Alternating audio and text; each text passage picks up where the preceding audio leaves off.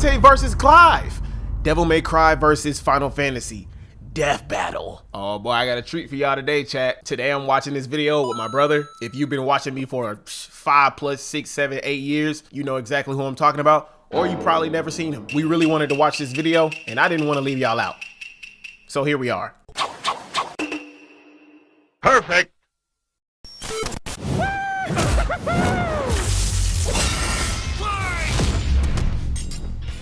Dante versus Clive. DMC's Devil Hunter versus Final Fantasy's Shield of Rosaria. He's Wiz and I'm Boomstick. And it's our job to analyze their weapons, armor, and skills to find out who would win a death battle. Hey, Clive was low-key cool. Son of a bitch. Cold though. Clive kind of reminds me of like another Cloud. Cloud. He literally reminds me of another Cloud because like he's the stereotypical depressed Final Fantasy character. And I played a little bit of 16. Well, I played the demo and like I don't blame him. I see a little bit of the inspiration. I don't blame that nigga for being depressed. Have you, nigga, look at his story. That boy got done dirty. It's a dangerous world out there.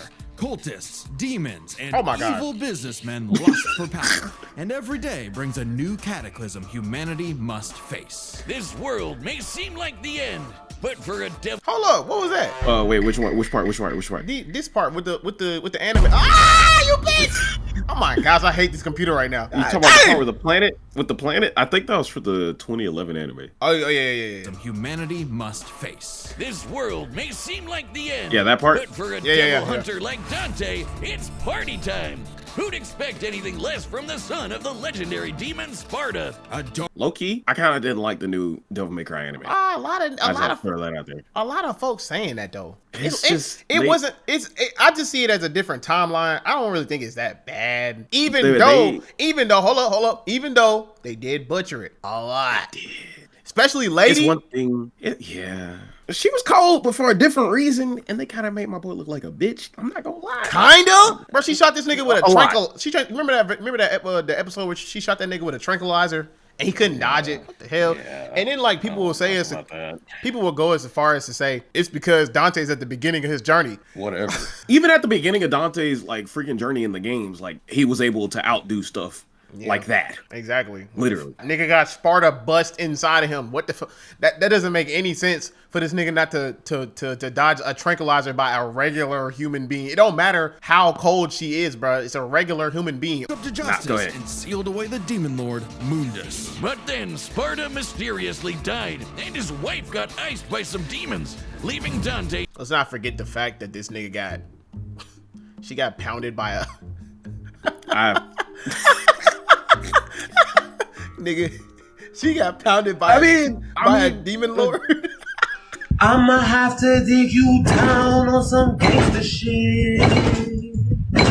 I was gonna say, how does that work? Because I think somebody like Sparta is like at least like 11 feet tall, and I was about to say, how does that work? But they can shake shit. So, anyways, continue.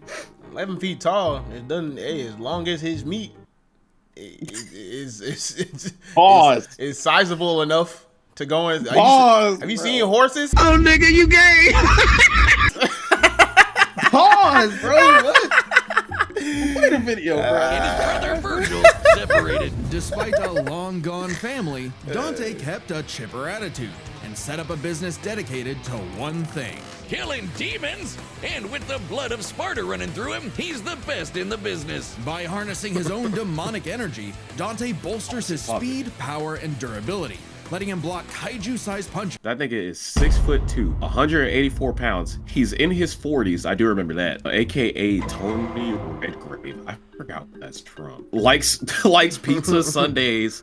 Nero parties. Dislikes demons. Mundus. The May in Zero May Cry. What? What? That's some crazy dislikes. I ain't gonna cap. I didn't know he was 6'2" though. I thought Dante was. Well, I mean, I kind of figured. I kind of. That makes sense. Yeah, that would make Virgil like 6'2", 6'3". They're twins, so they're probably the same height. Faster than a meteor. And regenerate like an unstoppable force of nature. As long as he has the energy, he can heal from getting shot, stabbed, sliced through.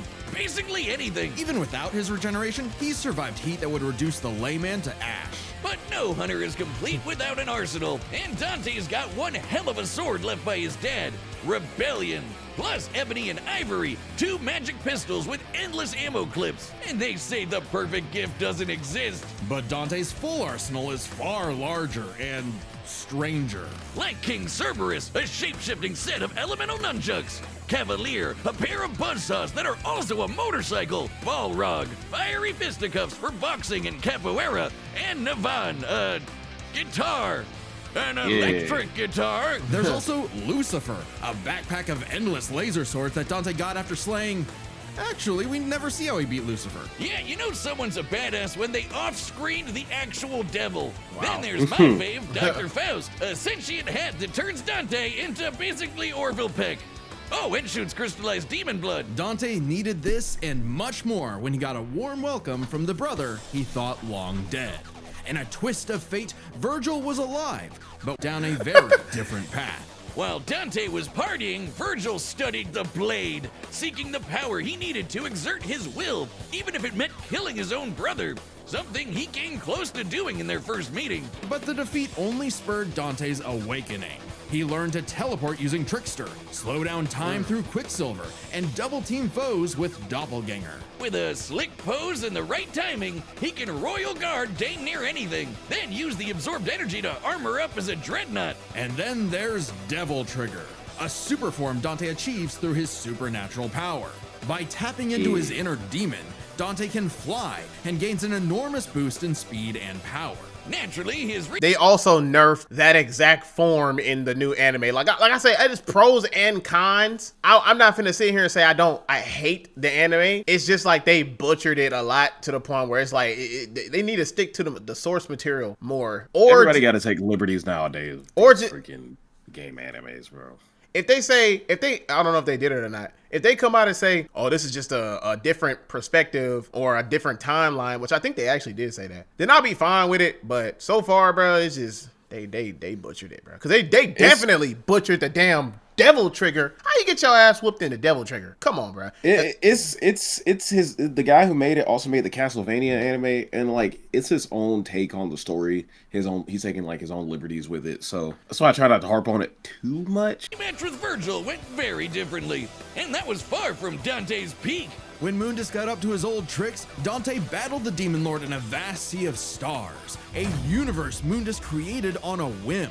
Even later, Dante one-shot a stronger alternate future Mundus who had completely merged with the demon world. So he's kind of a big deal. Literally, Mundus became a living universe just for Dante to shoot him in the face. Then there's Argosax, a god so astronomically intense, he had the power of every other demon in existence, a divine deity of the sun that Dante also shot in the face. Oh, that guy. Imagine having all of the powers in the world or of the whatever the other devils that's in their universe, and you just get one shot with a pistol. Like, nah, I'd have to spend a block on that nigga. It be a young boy get a hold of the pistols, bro. Oh yeah, you're cooked, buddy. Yeah, they ain't gonna pull up dumb shit. You know that I'm walking with it on me. I was like, bro, nah. I completely That's why forgot we about love him. Dante. Funny, so did Dante. Despite how powerful Argosax was, he was just an insignificant Tuesday to Dante. So it's safe to say Dante had become the strongest around. But no amount of style, pizza, or wahoos could fill the hole in his heart. Sure, Virgil was a power-hungry weeb, but he was still his bro. Beneath Dante's antics, killing the last of his family kinda messed him up. Until he learned his family wasn't as gone. That scene right there, that scene is still the coldest scene in the entire Devil May Cry franchise to me, bro. Literally, bro, this nigga Nero was walking around with a cast on his arm because he didn't want people to see that he was a half demon, half human, right? Because he didn't know what it was. He thought it was just like, he was like cursed or something. But when Dante struck him with the stinger attack and he blocked it with that arm and he did that thing right there in that scene, bro, Nero became my favorite character, bro. Turns out he had a nephew, Nero, who Dante would help get into the family business in his own unconventional way. Wait a damn minute. Let's not pass by the fact that, first of all, we've always known about Nero, but let's just really think about this for a second. This nigga Dante doesn't have a kid, but Virgil does. This nigga Virgil's pullout game is fucking weak. What? Yeah. Crazy. Yeah, that boy is getting around. So was Dante, but it's clearly his pullout game is strong as hell. And for dead weight, Nero was pretty badass, even helping Dante take on the so-called Demon King Urizen. Nero's Devil Breaker arm can fire light-speed lasers that Dante and Virgil have dodged. Dante and Virgil can already dodge lasers in their base forms, but when charged with enough demonic energy, they can outright blitz beams over 11 times faster than light. Nero even survived getting melted down while inside a living statue. It's a long story. And that's the same sort of regeneration that Dante has, meaning he can survive being turned into a puddle. So Dante was ready when Virgil somehow returned. Again. And made an apocalyptic demon tree for what else? More power! With the entire world now on the line, Dante... I'm sorry, that game had the best looking iteration of Virgil. I'm gonna be honest. ...had to get serious and fully embrace his human and demon sides alike by stabbing I don't know about himself. Holy shit, Dante! Think so? Nah, I didn't like Virgil's look in Devil May Cry 5, but I get it's because him and Dante are older. They changed. It's like the first time they encountered each other, or like this one. I just really like this look on him. I don't know. This looking Dante when he's like older and stuff like that. It's not just like their age, but it's more like the graphics and like the design and stuff like that. Like I like the design of Virgil's character in DMC 5, but DMC 3 and 4 and backwards is like it's cool too. Like I'm just saying, like I kind of like this one the most, but this one's Dante. I like that RE engine. This works, man. Has been impaled so much, he decided to make it how he powers up. So he got his greatest weapon, Devil Sword Dante, and became Sin Devil Trigger. Making my way through the hood, sipping this yak, your ass finna get blown back. I'm finna kill you. I'm finna drill you. Demon energy at its peak. He can fire lasers with Loose, obliterate with the fires of Judgment, and surpass even the legendary Sparta. But although Dante was totally a match for Virgil, neither of them would budge on their ideals. Both were destined to duel until one was dead forever. But thanks to Nero and 2 well-placed bitch slaps, they got some sense knocked into him. Dante realized that if he couldn't make Virgil abandon his ways, he might as well keep an eye on him. In one fell swoop, the two severed the world-spanning demon tree and prepared for a permanent departure to the underworld. You can choose your friends, but not your family. But if that's what it takes to keep Virgil safe, or rather to keep the world safe from Virgil, Dante will deal with it. And all things considered, he's happy slugging it out with his bro. Maybe happier than he's ever been. Proof that as long as you have the human drive, even hell can become a paradise sweet enough that a devil may cry. That was so cold. Fire, bro. You see that nigga, bro? Like, he Fire, said that bro. Devil may cry. Devil That shit may was cry. cold. That was cold. So if you think about it, like that really like put into perspective like their duo. Their duo is cold. All right. Wiz, it's an emergency. This fight's gonna have a banger soundtrack, but my headphones broke. Dang, good sponsors. news. Sit down as we tell the tale of the Niggas kingdom not paying of me. Rosaria and its prince, Clive Rossfield, a man destined to be a dominant, the host to a mighty guardian icon. Anybody who's a dom can draw on magic life juice called ether. Yep, I definitely did a gameplay and I only did one episode. I'm mad because I did not finish this damn game. Man, you need to get through the rest, man. No Yeah. joke. And that was fun too. It was actually a really fun game. Like dead ass. It's just been sitting on my computer. That's because the people behind one of the lead, I think gameplay designers for Devil May Cry 5 worked on Final Fantasy 16. Oh, and yeah, that's true. I gotta finish that for sure. And that other Final Fantasy game I downloaded a couple months ago. Dang it, bro. I be procrastinating. A nigga got on me about that in the comment section. He said, "Hey, bro, don't stop procrastinating on that Demon Slayer Hinokami Chronicles 2." I'm like, damn, bro, you right. Coming up, not big wrong. scary monster. And commanding the element they embody to create storms, slay armies, and split the sea. Wow. Dominants are forces of nature, and Clive would be the dominant of the Phoenix. Well, he was supposed to, but Big Bird said no thanks and instead picked his sick little brother Joshua. Parents don't play favorites, but I guess ancient monsters can. Despite the rejection and a deep loathing from his mother Annabella, Clive and Joshua were only kind to one another. Clive saw the burden his brother bore and accepted his blessing of the Phoenix in hopes of becoming Joshua's shield. Meaning he learned a bunch of magic. He can shoot fire, teleport with Phoenix Shift, and took down this beast before he was even out of puberty. Even without magic, Clive's a capable swordsman, able to boost his speed and perception with precision dodge. But it wasn't enough when Annabella betrayed Rosaria for the Empire of Sanbreque. In one night, Clive's knights, people, and his own father were slaughtered before him. Quick, someone use a Phoenix down!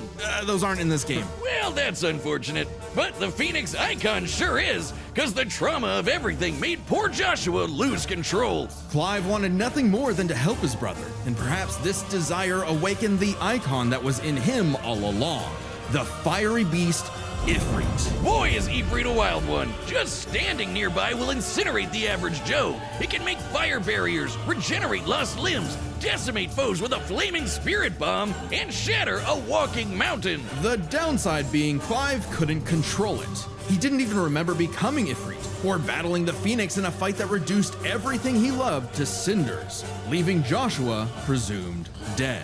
If that wasn't bad enough, dear old Ma found him the next day and made him a slave to Sanbreque's army. Clive spent 13 years wallowing through life, searching for Ifrit's host for revenge, only to learn the one he wanted to kill was himself. This revelation hit Clive like a phantom train. He thought death was all he deserved for taking the lives of Joshua and so many others. Even so, there was a light at the end of the tunnel. No, not like that. Thanks to his friend Jill, the outlaw Sid, his doggo Torgal, and a very therapeutic battle with his self-hatred, Clive learned to carry the torch for his brother, fighting the real problems plaguing his world: crystals and racism. In the world of Valisthea, prejudice is alive and well for bearers. Basically, anyone who can use magic without special crystals. So what better way to dismantle the system? Okay, that's what bothers me about certain stories like this. Like, not just like Final Fantasy 16, but like X-Men, bro. Why are the racist, non-powered people subjugating the super-powered people? And how? Why and how? It's stupid, right? It's so dumb. In real life, that would never happen. No, cause nigga, I have fire powers. I can burn your house to the ground. Like, bro, literally, you got a bunch of walking nukes, like, literally walking around, and they could turn on you at any second. You know the best depiction of what you just said is, like, in the reverse, why are they subjugating the people with powers instead of the people with powers subjugating the people without powers? The best example of somebody that's superpowered having the ability to subjugate the entire world with nobody stopping him because he has powers is, dang, it's at the top of my head. Will Smith played him. Oh, Hancock.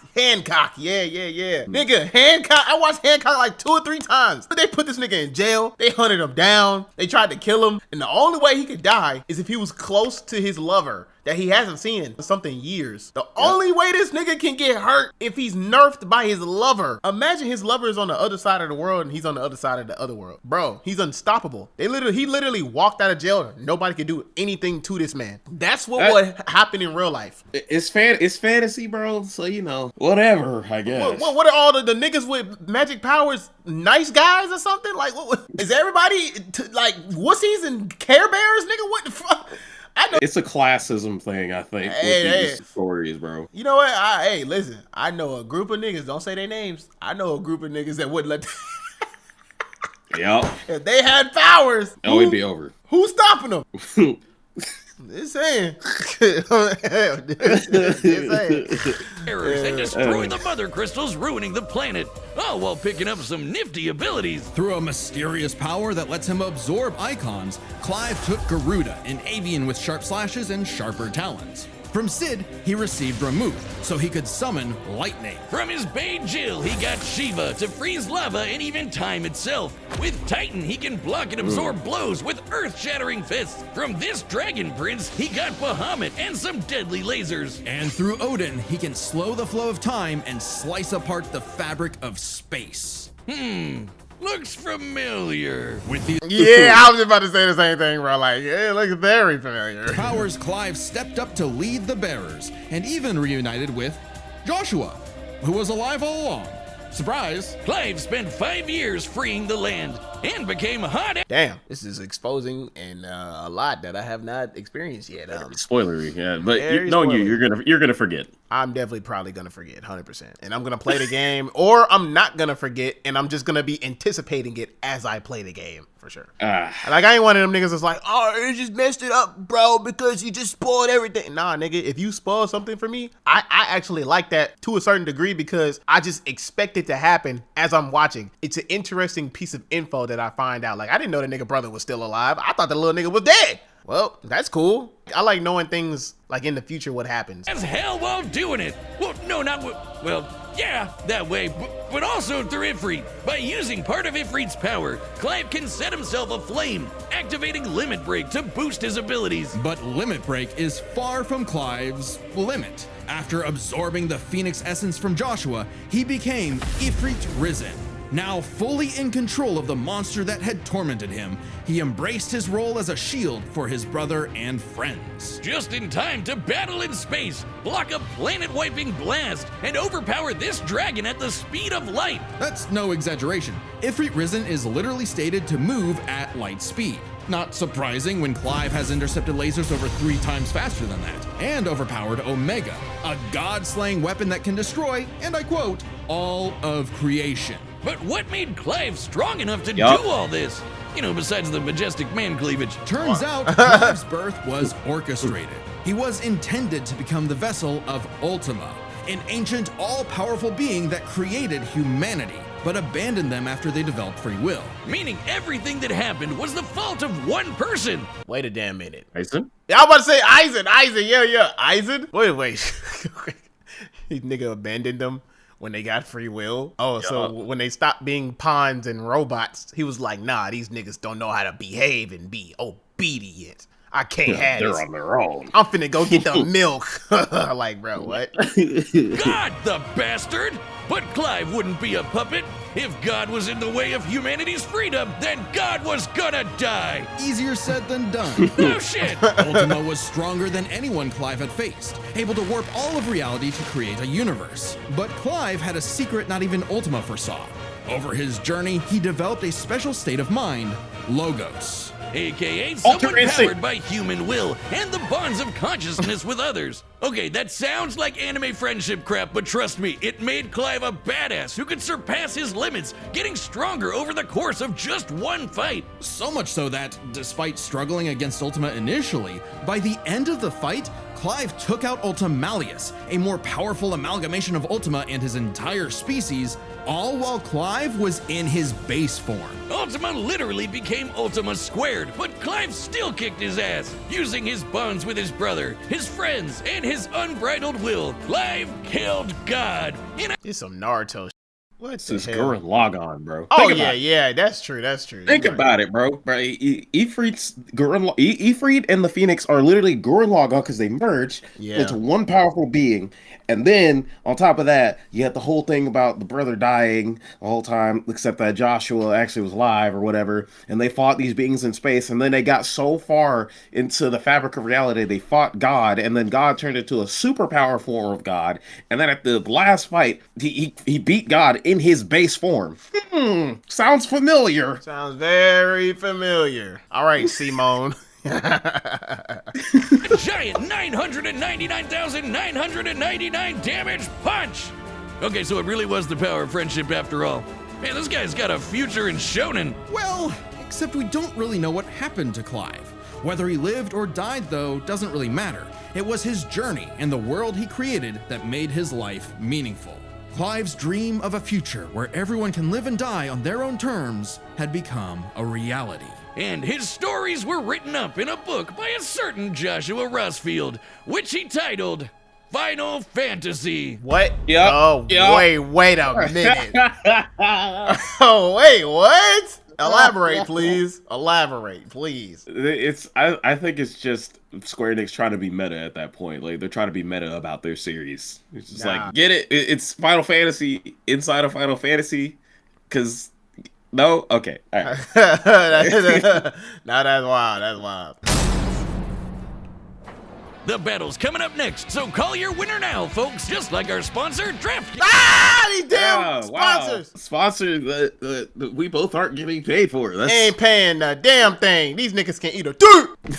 I ain't gonna lie. I don't know who's gonna win. It's just my money's on Dante, but damn. I think it's kind of even, but like knowing Death Battle, they're probably gonna give the underdog the win. So I call. Damn, I don't know. I'm going with Clive. No, I'm going with Dante. Yeah, because he talking about some, well, look, bro, the guy that he defeated destroyed all of creation. Bro, listen to me and listen to me good. It's Dante. That means nothing.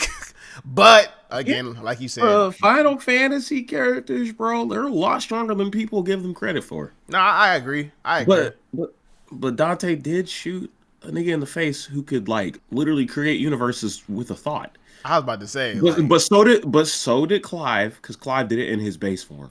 Well, he did it in his base form. He didn't one-shot him though, but like Dante one-shotted that nigga in his base form. That's fair. Because it took Clive hella hits to kill this nigga, but Dante just pulled up and said, "Pooh," and he was gone. Like, let's be honest here. All right, well, my money's on Dante. What you got? Since you're going with Dante, I'll go with Clive. All right. All right, the combatants are $5 that says that Dante wins. Double it for Clive. All right. And we've run the data through all possibilities. It's time for a death battle! Hey, hold up. But before the fight start, they is clean though. Ain't I clean though? Ain't I clean though?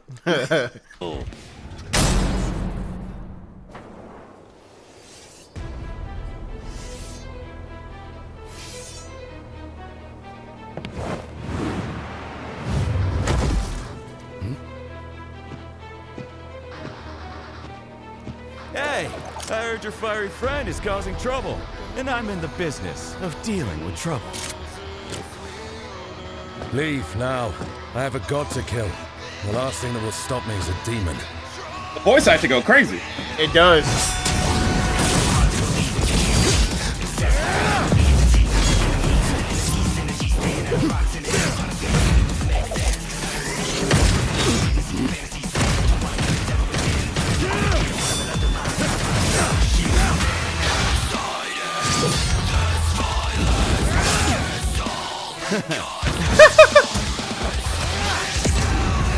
Bruh.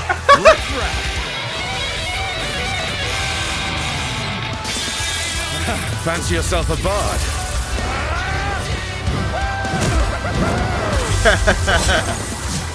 Dang. It's like watching a Brawl Hollow fight. I know, right?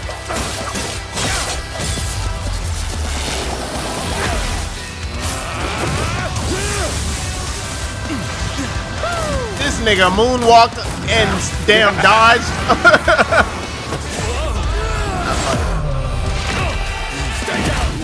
Oh, snap.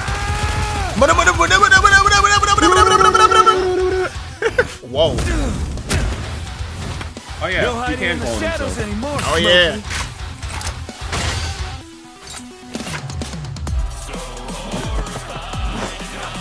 Time to This see the nigga, light. Sun Wukong? Oh boy.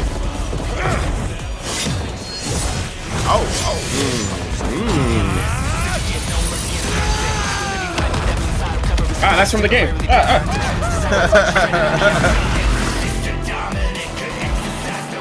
What the hell is that? It's a motorcycle, Clive. You've never seen one.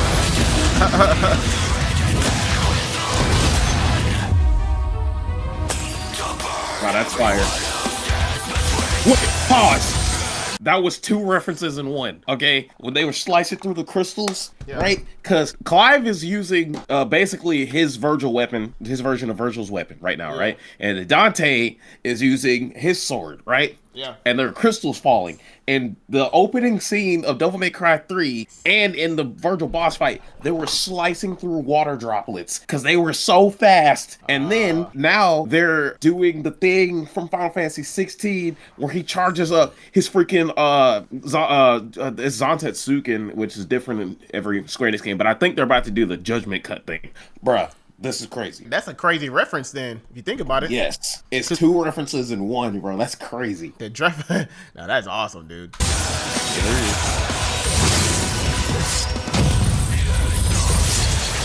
I was right! Virgil's got some competition.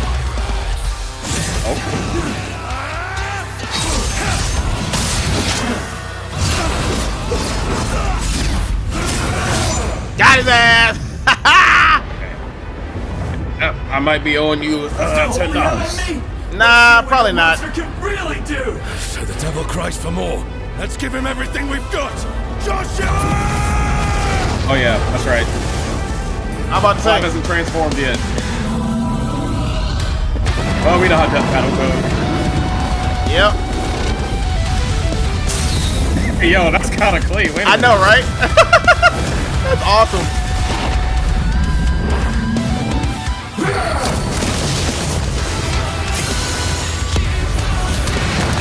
I won't underestimate you.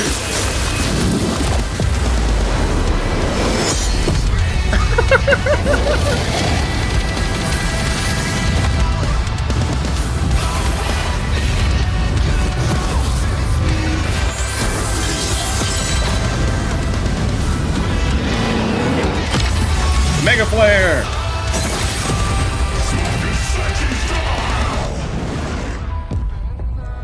Did he use Royal Guard at any time? Yeah, he did. That's exactly what he just did, and then Clive used Mega Flare.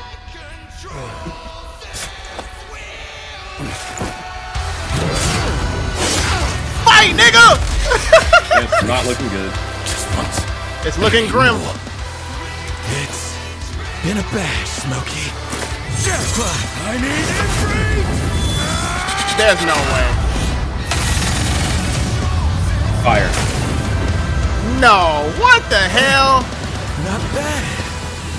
Not bad at all.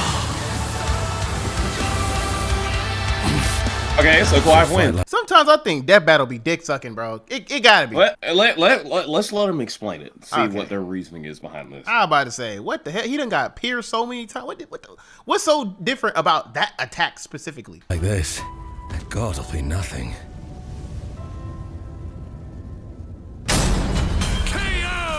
Okay, that was a whole nother level of close, but I think we got the point. This was not an easy call to make. Dante and Clive matched each other so closely, it was hard finding a definitive advantage either had.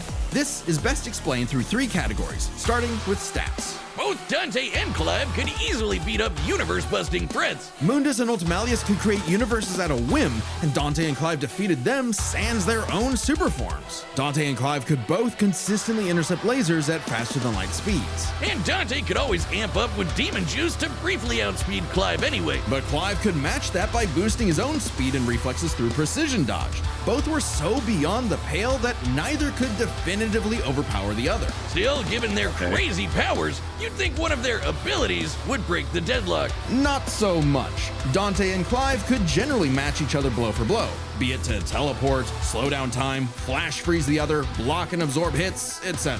And Dante could survive the intense flames of Ifrit. He's dealt with heat like that before. Though Clive did not have a perfect match against Doppelganger, he did have more methods of manipulating time, both more reliable and abusable, in addition to defensive measures like Ifrit's barrier to fall back on to outlast powers like Doppelganger. But their super forms evened out. Any edge Clive could get from, say, Limit Break or Ifrit Risen, Dante could match with Devil Trigger or Sin Devil Trigger. In the end, both have answers to most of each other's powers, making it still anyone's win. Which is why it came down to one major factor: endurance. Just how long could these two keep at it? While Dante's super forms could undoubtedly keep up with Clive's, there is an emphasis in story and gameplay that they expend a lot of demonic energy. The longest Dante has battled in Devil Trigger against someone his equal is about 6 minutes, and abilities like Doppelganger, Quicksilver, and Sin Devil Trigger burn through it even faster. Clive's time in Ifrit Risen isn't limitless either, but it can last longer, fighting for tens of minutes if necessary. But given how close this match is, it's vital. If Ifrit Risen catches Dante outside of Devil Trigger, it's over. I know what you're thinking. Dante's crazy tough. His healing factor's way better than Clive's. Clive can regen lost limbs, sure, but Dante can heal from getting reduced to a puddle. Couldn't he just tank Ifrit's attacks? Well, yes, but also no. This is where context is everything. While no doubt impressive, Dante's healing has been overcome in the past because it is tied to how much energy he has. Less demonic energy means a less potent healing factor. Like when he got knocked out for a month straight by Urizen, only surviving thanks to a constant source of demon blood. Hell, overtaxing demon regen is how Dante killed Virgil in the first place. Even if we assume Dante could get a second wind, it's always possible Clive could get one too, becoming even stronger from pure willpower, just like when he fought Ultimalius. So for as tough and persistent as Dante was, Clive was able to endure just that much more to get the final edge. The devil was in the details, but Clive's victory is no fantasy. The winner is Clive Rossfield. So it's basically talent versus willpower, I guess. I guess what they're saying is like Clive gets stronger in the fight. Dante has to, I guess Dante has a limit per fight. Like, I guess he runs out of energy and he's not as useful, which I guess makes sense because Dante has been beaten many times before. Well, I did think that Dante was gonna win. I didn't even really calculate in the endurance factor and the fact that this nigga has gotten beat in the past. Has Clive ever gotten beat? Clive's gotten beat, but every time he's gotten beat, he's just come back stronger. But I mean, Dante has too, obviously, but from what they're saying is that because of Clive's like training and not holding his mental self back, like his mental barriers, his willpower makes him overcome his limits mid-fight, which at the end of the day, that kind of outdoes enhanced regeneration and endurance. So yeah, that makes sense. So this nigga really is Simone the Digger. Yep, it's basically what they're saying. What the hell? He could. That's basically what they're saying. He'd be a great Green Lantern. He literally would. Yeah, 100%. Ah man, I mean, like I wasn't hating on Clive. Like I rock with dude, but I rock with Dante more. But it is what it is, bro. Whatever. Death Battle's gonna do what they want to do at the end of the day. There's a lot of fights that I watch and I'm like, that don't make no sense. You know what? Hey, when I do shorts and stuff, and I say certain things about certain people when it comes to power scaling, some people agree, some people don't agree. So at the end of the day, that's what it is. But it really matters. It's just that you get close to context as possible. So at least they factored in the fact of saying that he got beat in the past under certain circumstances, so that gives Clive the upper hand in this certain circumstance right here. So if y'all enjoyed this video, let me know y'all thoughts down in the comment section. My name is Treactz, that's Treactz on YouTube. Don't look at the music channel, look at the gaming channel. Subscribe. I make shorts and I make a manga. So yeah. And until the next time, I'll see y'all later. Shalom.